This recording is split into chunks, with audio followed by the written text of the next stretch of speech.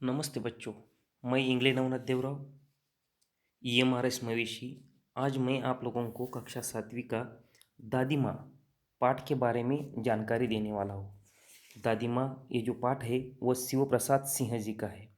इस पाठ में लेखक ने अपनी दादी के बारे में बताया है। क्या बताया है तो देखेंगे हम लोग।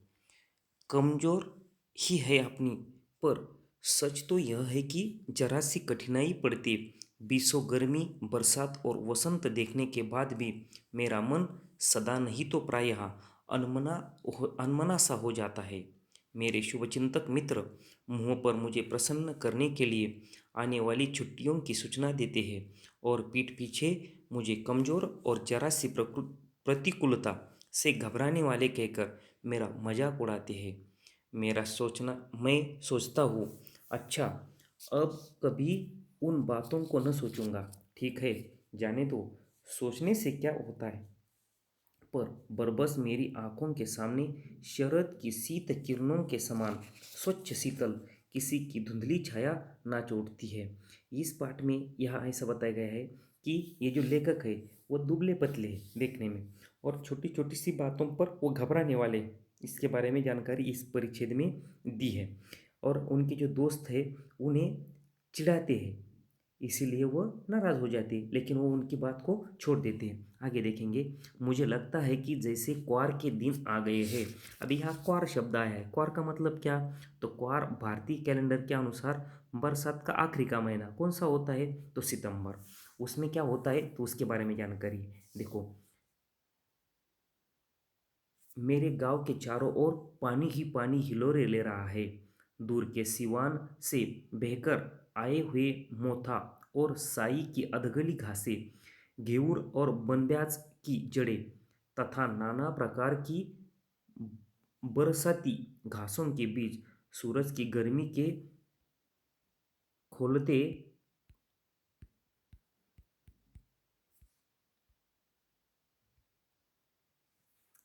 सूरज की गर्मी की खोलते हुए पानी में सड़कर एक विचित्र गंध छोड़ रहे हैं। रास्ते में कीचड़ सूख गया है और गांव के लड़के किनारों पर झाग भरे जलाशयों में धमाके से कूद रहे हैं। अपने अपने मौसम की अपनी अपनी बातें होती है। तो देखो, बारिश के आखिरी के दिन होते हैं तो वहाँ क्या होता है, बारिश के कारण सभी और पानी ही पानी नजर आता है। और बारिश का आखिरी का महीना तो पहले बारिश होकर गई है, इसीलिए सभी और पानी है। तो ये क्या होता है, तो वह जो तालाब है उस तालाब में नाना तरह की जो पेड़ पौधे पत्ते हैं, वह उनकी बीज है, वह सब बहकर उस तालाब में आकर रहता है। तो वह वहाँ आकर रहता है, इसलिए क्या होता है, एक विशिष्ट प्रकार की गंध गंध यानी यानी बदबू वहाँ से उस पानी से निकलती है, ऐसा यहाँ बताया है। अपने अपने मौसम की अपनी अपनी बात है, तो हर मौसम की अपनी अलग अलग बात होती है। आषाढ़ में आम और जामुन न मिले, यह बताया गया है। आषाढ़ महीने में आम मिलता है, जामुन मिलते हैं, चिंता नहीं। अगहन में चिवड़ा और गुड़ मिलता है। अगहन जो महीना होता है अगस्त तक, उसमें चिवड़ा और गुड़ खाते हैं लोग। दुख नहीं। चैत के दिनों में लाही के साथ गुड़ की पट्टी न मिले, अफसोस नहीं। यानी चैत के दिनों में क्या होता है, गुड़ की पट्टी खाते हैं, लेकिन वह भी न मिले तो भी अच्छी बात है, वह लेखक बोलता है। पर क्वार के दिनों में इस गंधपूर्ण झाग भरे जल में कूदना न हो तो बड़ा बुरा मालूम होता है। यानी हर तरह की खाने की चीज़ न मिले तो भी अच्छा लगता है, अच्छा है, ऐसा लेखक कहते। लेकिन क्वार के दिनों में वह जो गंदा पानी है सब बहकर उस पानी में आया है तालाब में, उसमें नहाना अच्छा लगता है, ऐसा लेखक बोलते हैं। मैं भीतर हुड़क रहा था, दो एक दिन ही तो कूद सका था, नहा धोकर बीमार हो गया। हल्की बीमारी न जाने क्यों मुझे अच्छी लगती है। थोड़ा थोड़ा ज्वर हो, सर में साधारण दर्द और खाने के लिए दिन भर नींबू और साबू। लेकिन इस बार ऐसी चीज़ नहीं थी। जोर तो चढ़ा तो चढ़ता ही गया, रजाई पर रजाई और उतारा रात 12 बजे के बाद। यहाँ बताया गया है कि वह गंधपूर्ण झाग भरे पानी में लेखक नहाया, 2-3 बार नहाया। उसके कारण क्या हो गया, वह बीमार पड़ गया, और बीमार पड़ने के कारण उसकी हालत खराब हो गई। लेकिन उसे वह बोलती है कि मुझे बीमार पड़ना अच्छा लगता है, लेकिन बीमार होने के बाद में अच्छी अच्छी चीज़ें खाने को मिलती है, ऐसा लेखक बोलते हैं। देखो आगे क्या हुआ है। तो ये जो है इस बार बीमार पड़ा, वो ज़्यादा ही बीमार था, इसलिए आगे क्या हुआ है देखेंगे। दिन में मैं चादर लपेटा सोया था। दादी माँ आई, शायद नहाकर आई थी। उसी झाग वाले जल में पतले दुबले स्नेह सने शरीर पर सफ़ेद किनारीहीन धोती, सन से सफ़ेद बालों के सिरों पर सद्य टपके हुए जल की शीतलता। आते ही उन्होंने सर पेट छुए, आंचल की गांठ खोल किसी अदृश्य शक्तिधारी के चबूतरे की मिट्टी मुंह में डाली, माथे पर लगाई। यानी यह बूढ़ी औरत जो है दादी माँ, उसने क्या किया, उसका सर को छुआ। जैसे कि बीमार होने के बाद में हम ऐसा सर जो है या गर्दन जो है उसको हाथ लगा के देखते हैं, तो उसी प्रकार उसने उसे देखा, और वह भी उस गंध भरे पानी में नहा कर ही आई थी। तो वह बोलती है कि वह हाथ लगाकर देखती है। आगे क्या हुआ, तो उसने क्या किया, आंचल की एक गांठ खोली और उसमें कुछ चबूतरे की मिट्टी थी, वह लेखक के मुंह में डाली, माथे पर भी लगाए। यानी हम लोग वह जो कोई भगवान के सामने का जो मिट्टी होती है वह लगाते, उसी प्रकार उसने वह मिट्टी लगाई। दिन रात चारपाई के पास बैठी रहती, कभी पंखा चलती, कभी जलते हुए हाथ पैर कपड़े से सहलाती, सर पर दालचीनी का लेप करती। दालचीनी एक मसाले का पदार्थ है, वो लगाती, उससे ज्वर जो है कम हो जाता है। छू छू कर जोर का अनुमान करती, हाडी में पानी आया कि नहीं, उसे पीपल की छाल में झोंका कि नहीं, खिचड़ी में मूंग की दाल एकदम मिल तो गई है, कोई बीमार के घर से सीधे बाहर से आकर तो नहीं चला गया, आदि लाखों प्रश्न पूछ पूछ कर घर वालों को परेशान कर देती। यानी ये बीमारी किस कारण हुई है, तो कुछ हुआ है क्या, वह सब लोगों को घर में पूछती। देखो आगे, दादी माँ यानी वह जो है लेखक का ख्याल करती, इलाज करती। दादी माँ जो है वह लेखक बीमार होने के कारण क्या होता है, चादर ओढ़ कर सोता है। उसी समय दादी आती है, उसे झाग वाले पानी यानी वह उस गंदे पानी में नहाया था, इसीलिए उसको ऐसा हुआ था। सन से सफ़ेद बाल, उसके बाल जो है वो सफ़ेद है, और उससे पानी टपक रहा था। पेट छूती है, चबूतरे की मिट्टी लगाती है, ऐसी वह उस पर इलाज करती है, और हाथ भी लगाती है, दालचीनी का लेप भी लगाती है, मूंग की दाल की खिचड़ी जो है वह उसे खाने को देती है।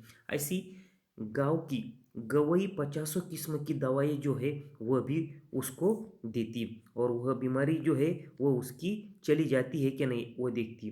वह हाथ माथा छूना तथा भूत से लेकर मलेरिया, सरसाम, निमोनिया आदि का विश्वासपूर्वक अनुमान लगाती, बीमारी में साफ सफाई का ध्यान रखती, तकिए का गिलाफ न बदले जाने पर तो वह पागल सी हो जाती है, यानी वह साफ सुथरा रहती है, और स्वच्छता जो है, सफाई जो है, घर में सभी और साफ सफाई करती है। देखो आगे क्या हुआ है। दादी माँ को गवई गांव की 50 किस्म की दवाई का नाम याद थे। गांव के कोई बीमार होता तो उसके पास पहुंचती, और वहाँ भी वही काम, हाथ छूना, माथा छूना, पेट छूना, भूत से लेकर मलेरिया, सरसाम, निमोनिया का इलाज अनुसार विश्वास के साथ सुनाती।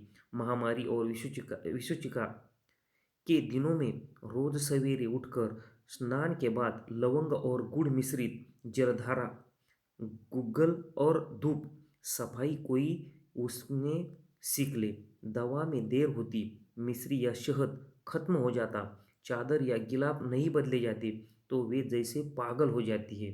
बुखार तो मुझे अब भी आता है, नौकर पानी दे जाता है, मेस महाराज अपने मन से पकाकर खिचड़ी या साबू डॉक्टर साहब आकर नाड़ी देख जाते हैं, और कुनेन मिक्सचर की शीशी की तिताई के डर से बुखार भाग भी जाता है। यानी वह जो तिताई का मतलब है कड़वापन, वो जो शीशी होती है यानी बॉटल जो होती है औषध की दवाई की, तो वह जो है वो बहुत ही यानी कड़वी होती है, तो उसके कारण लेखक बोलते हैं कि मेरा बुखार जो है वो अपने आप भाग जाता, पर न जाने क्यों ऐसे बुखार को बुलाने का जी नहीं होता।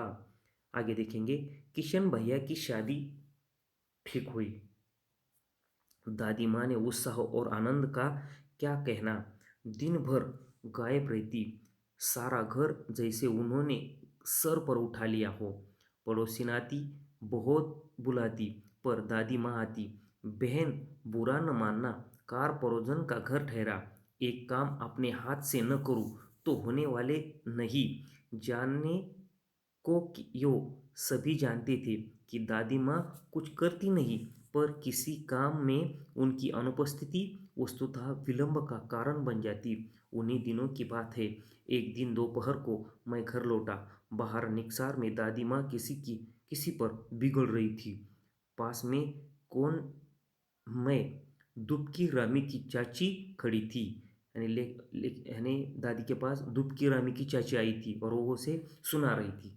सो न होगा धन्नो, रुपए मैसूद के आज दे दे, तेरी आँख में तो शर्म है नहीं, मांगने के समय कैसे आई थी, पैरों पर नाक रगड़ती फिरी, किसी ने एक पाई भी न दी, अब लगी है आजकल करने फसल मैं दूंगी, फसल में दूंगी, अब क्या तेरी खातिर दूसरी फसल कटेगी। किशन भैया की शादी तय हुई थी। किशन भैया लेखक का भाई है और उसकी शादी तय हुई थी। और वह शादी के वक्त सब लोग काम कर रहे थे। दादी के सिवा कौन सा भी काम नहीं होता था। और तभी क्या हुआ था, एक दिन दुबकी रानी की चाची यानी धन्नो नाम की औरत ले यानी दादी के पास आई और वह उसको, दादी जो है उसको सुना रही थी। दादी ने उनको कुछ पैसे दिए थे, ऐसी जानकारी इसमें दी है। आगे देखेंगे। दूंगी मालकिन, रामी की चाची रोती हुई दोनों हाथों से आंचल पकड़े दादी माँ के पैरों की ओर झुकी। बिटिया की शादी है, आप न दया करोगी तो बस उस बेचारी का निस्तार कैसे होगा। ये जो धन्नो है वो बोल रही थी कि मैं आपके पैसे दे दूंगी, लेकिन मेरी बेटी की शादी है, इसीलिए मैं आपका जब आना जाएगा तो मैं फसल आने के बाद में मैं आपके पैसे दे दूंगी। आगे देखो। हट हट, अभी नहा के आ रही हूँ। दादी माँ पीछे हट गई। दादी माँ पीछे हो गई और उसे बोलती है, हट हट, अभी नहा के आई हूँ। जाने दो दादी, मैंने इस अप्रिय प्रसंग को हटाने की गरज से कहा। बेचारी गरीब है, दे देगी कभी। लेखक बीच में आता है और वो बोलता है कि लेख बाद में वह धन्नो जो है वो पैसे दे देगी, जाने दो दादी, ऐसा वो बोलता है। चल चल, चला है समझाने। मैं चुपके से आंगन की ओर चला गया। कई दिन बीत गए, मैं इस प्रसंग को एकदम भूल सा गया। एक दिन रास्ते में रामी की चाची मिली। वह दादी को पूतो फलो दूधो नहाओ का आशीर्वाद दे रही थी। मैंने पूछा, क्या बात है धन्नो चाची? तो उसने विवल होकर कहा, उरीन हो गई बेटा, भगवान भला करे हमारी मालकिन का, कल ही आई थी, पीछे का सभी रुपया छोड़ दिया, ऊपर से 10 रुपए का नोट देकर बोली, देखना धन्नो, जैसी तेरी बेटी वैसी मेरी, 10 5 के लिए हंसाई न हो, देवता है बेटा देवता। लेखक ने देखा था कि वो धन्नो को डांट रही थी और एक दिन क्या होगा, लेखक बाहर घूम रहा था, तभी वो धन्नो रास्ते में मिली और धन्नो जो है वह उस बूढ़ी औरत को यानी दादी को आशीर्वाद दे रही थी। क्या आशीर्वाद दे रही थी? पूतो फलो दूधो ना हो। क्यों दे रही थी? तो ये जो दादी है वह, ये धन्नो की बेटी की शादी थी, इसलिए वह शादी के पहले के दिन आई थी और उसने क्या किया था, जो कुछ कर्जा लिया था धन्नो ने वो माफ़ किया था। उसके बाद में 10 रुपये भी उसको दे दिए थे और वो बोली कि कुछ कम हो तो मुझे बताओ। आगे देखेंगे। उस रोज तो बहुत डांट रही थी। मैंने पूछा, वह तो बड़े लोगों का काम है बाबू, रुपया देकर डांटे भी न तो लाभ क्या है। मन ही मन इस तर्क पर हंसता हुआ आगे बढ़ गया। यानी लेखक ने उसको पूछा तो उस दिन डांट रही थी, आज क्या हो गया? तो वो बोलती है बड़े लोग ऐसे ही करते और उसने सिर्फ डांटा है मुझे और उसके बाद में पैसे भी दिए, ऐसा वह धन्नो कहती है। किशन के विवाह के दिनों की बात है। विवाह के 4 5 रोज पहले से ही औरतें रात रात भर गीत गाती है। विवाह की रात का अभिनय भी होता है। वह प्रायः एक ही कथा का हुआ करता है। उसमें विवाह से लेकर पुत्रोत्पत्ति के तक के सभी दृश्य दिखाए जाते हैं। यानी ये सभी पार्ट औरतें ही करती है। मैं बीमार होने के कारण बारात में न जा सका। मेरा भाई राघव, लेखक का मेरे भाई का नाम क्या है? राघव, दालन में सो रहा था। वह भी बारात जाने के बाद पहुंचा था। औरत ने उस पर आपत्ति की। तो देखो क्या हो गया था, विवाह की रात के रात में जब बारात चली जाती है तो औरतें रात भर जागकर अभिनय करती है, जिसमें शादी से लेकर पुत्रोत्पत्ति तक के सभी दृश्य दिखाए जाते हैं। इसमें सभी पार्ट महिला ही करती है। बीमार होने के कारण लेखक बारात न जा सका था। दादी ने घर में ही लेखक को सुला दिया और यह बात अन्य औरतों को पता न थी। अभिनय में भाभी की बात पर लेखक की हंसी छूट गई और भंडाफोड़ हो गया। तब दादी ने लेखक का बचाव किया था। दादी की शरण में जाते ही बच्चों को अभयदान मिल जाता था। आगे देखेंगे। दादी माँ बिगड़ी, लड़के से क्या पर्दा, लड़के और ब्रह्मा का मन एक सा होता है, ऐसा दादी उनको बोलती है। मुझे भी पास ही एक चारपाई पर चादर उठाकर दादी माँ ने चुपके से सुला दिया था। और तभी ऐसा हुआ था। देबू की माँ ने चादर खींच ली। कहो दादी, यह कौन बच्चा सोया है? बेचारा रोता है शायद, दूध तो पिला दूँ। हाथापाई शुरू हो गई। दादी माँ बिगड़ी, लड़के से क्यों लड़ती लगती है? सुबह रास्ते में देबू की माँ मिली। कल वाला बच्चा भाभी। मैं वहां से जोर से भागा और दादी माँ के पास जा खड़ा हुआ। वस्तुतः किसी प्रकार का अपराध हो जाने पर जब हम दादी माँ की छाया में खड़े हो जाते, अभयदान मिल जाता था। देखो आगे। स्नेह और ममता की मूर्ति दादी माँ की एक एक बात आज कैसे कैसे मालूम होती है। परिस्थितियों का वात्या चक्र जीवन को सूखे पत्ते सा कैसा नचाता है, इसे दादी माँ खूब जानती है। दादा की मृत्यु के बाद से ही वे बहुत उदास रहती। संसार में उन्हें धोखे की टट्टी मालूम होता। दादा ने उन्हें स्वयं जो धोखा दिया, वे सदा उन्हें आगे भेजकर अपने पीछे जाने की छुट्टी झूठी बात कहा करते थे। दादा का मृत्यु के बाद कुकुर मुक्ति की तरह बढ़ने वाली मुंह में राम और बगल वाले दोस्तों की शुभ चिंता ने स्थिति और भी डावाडोल कर दी। दादा के श्राद्ध में दादा दादी माँ के मना करने पर भी पिताजी ने अतुल संपत्ति व्यय की। वह घर की तो थी ही नहीं। उसने क्या किया था, उसके दादा की मौत हो गई थी, मृत्यु हो गई थी। उसके बाद में दादा का श्राद्ध जो है उसमें बहुत सारा खर्चा किया था। और वो जो खर्चा है वह दूसरों से पैसा लेकर किया था। दादी माँ अक्सर उदास रहा करती थी। माँ के दिन में कड़ाके के जाड़ा पड़ रहा था। पशुओं का सन्नाटा और पाले की शीत हड्डियों में घुसी पड़ती। शाम को मैंने देखा दादी माँ गीली धोती पहने कोने वाले घर में एक संदूक पर दिया लगाए हाथ जोड़कर बैठी है। उसकी स्नेह कातर आंखों में मैंने आंसू कभी नहीं देखे थे। मैं बहुत देर तक मन माने उसके पास बैठा रहा। उन्होंने आंखें खोली। दादी माँ, मैंने धीरे से कहा। ने वह ठंडे कपड़े से नहाकर वह दिए के सामने आकर बैठ जाती थी और पूजा करती थी। क्या है रे, तू यहाँ क्यों बैठा है? दादी माँ ने कहा।